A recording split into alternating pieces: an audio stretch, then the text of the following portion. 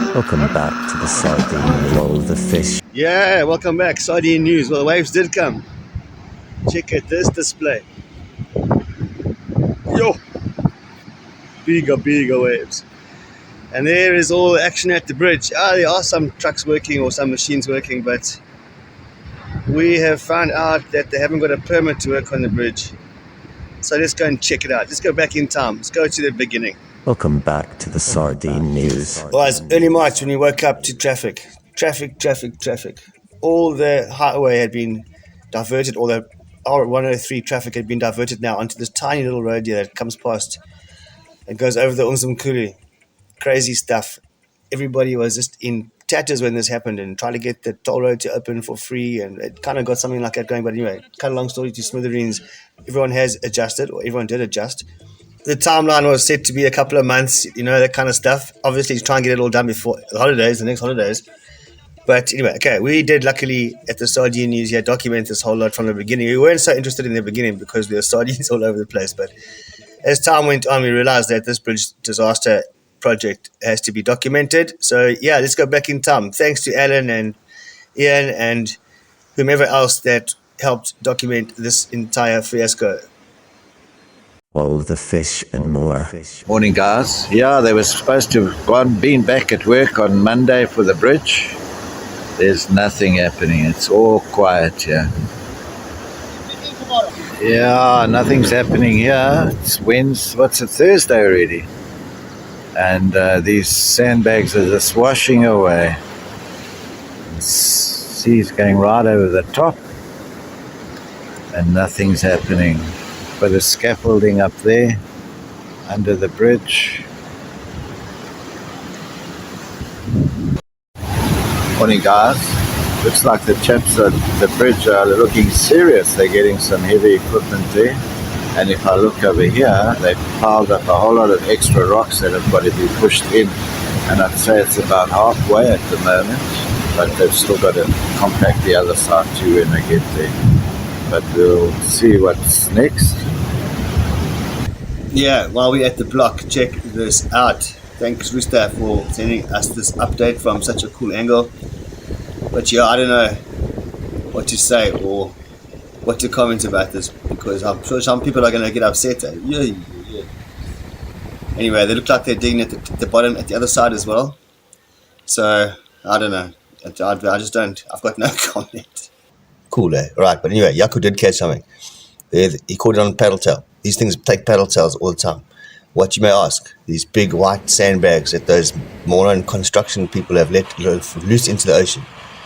The people that can't even divert the river with all that machinery and all those tides that can't get this right. That is an attempt, a failed attempt. That's closed again now. And the other side, they're putting bricks and rocks and check this out. It's crazy what they're doing. All the money they've just wasted here, just spent. Bridge is nearly closed. Probably another quarter to go. I don't know what they're going to do on that side. Probably compact it around that pillar and then start working there.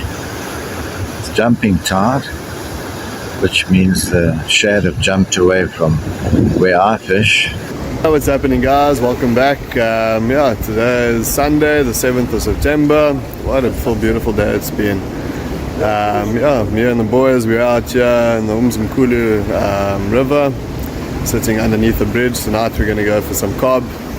The new mouth is opened. They've been doing some actual work on the bridge on this side. They put rocks across to close the original mouth almost, and they've created 2 other mouths. I'll show you guys some more videos on that later on in the video. I can't believe this, guys. They are putting what looks like mud to me.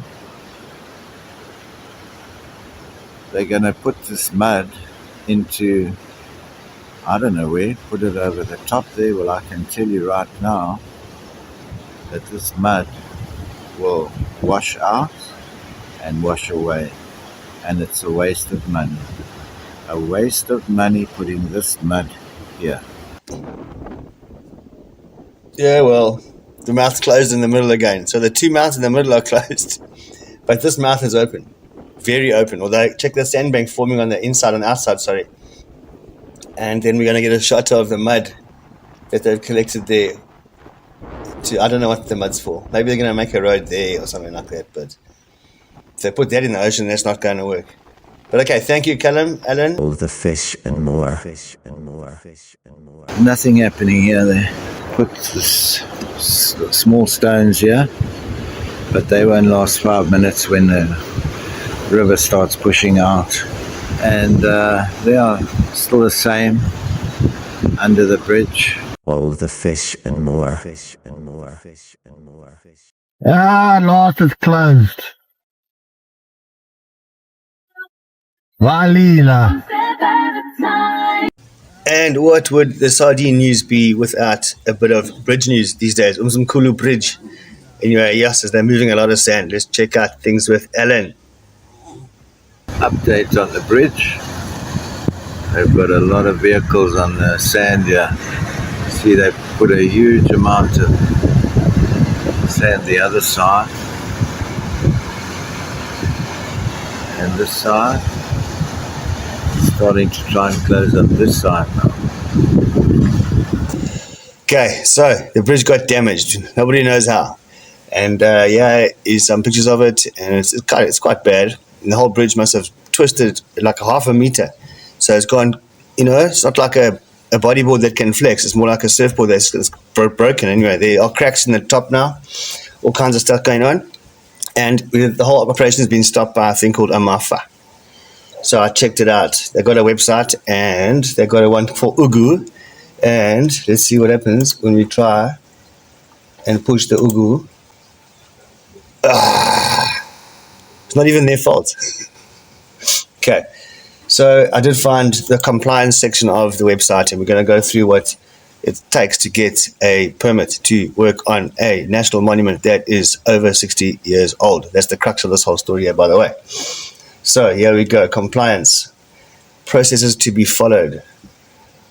Where the Institute intends to issue a permit or approval, it'll publish a notice of intention on this website and or government gazette as soon as we'll have to go look for that now. They will notify the municipality directly, but will provide applicants with a set of standard forms for the applicant to deliver by registered mail or by hand to the other stakeholders, including the residents in the property, the immediate neighbours, and any others identified by the review committee. This is quite interesting because no one asked me anything about it. In addition to 2.2, all applications for damage, alterations or additions or redecoration, etc., will undergo stakeholder consultation.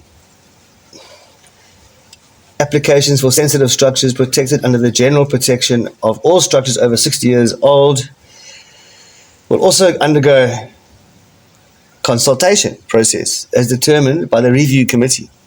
Don't know who that is either. Okay, 2.5. Stakeholder participation. The process referred to in 2.3, 2.4 could be limited to immediate neighbours, but could include other stakeholders such as ward councillors, ward committees, residents associations, heritage societies, or known interest groups in a particular area. No one told me anything. All responses, representations, objections must be forwarded to the Institute 30 days after the publication. Posting of the notice is allowed for the lodging of responses. No one told me that either. All costs relating to this process must be borne by the applicant. Okay, well, there it is. There it is in black and white and digital on the internet.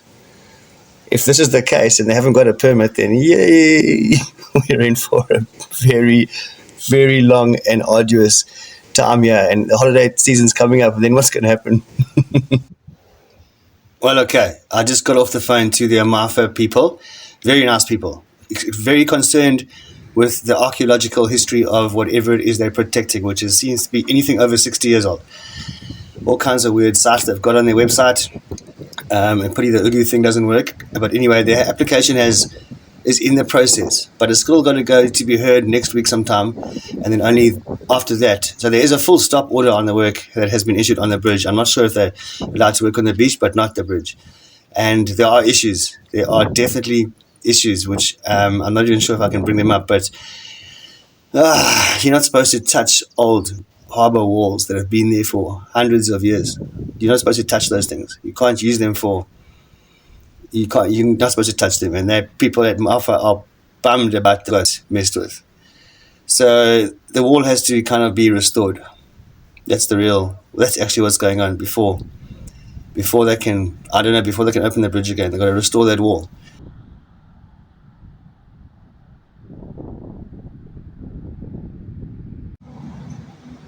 Shaile.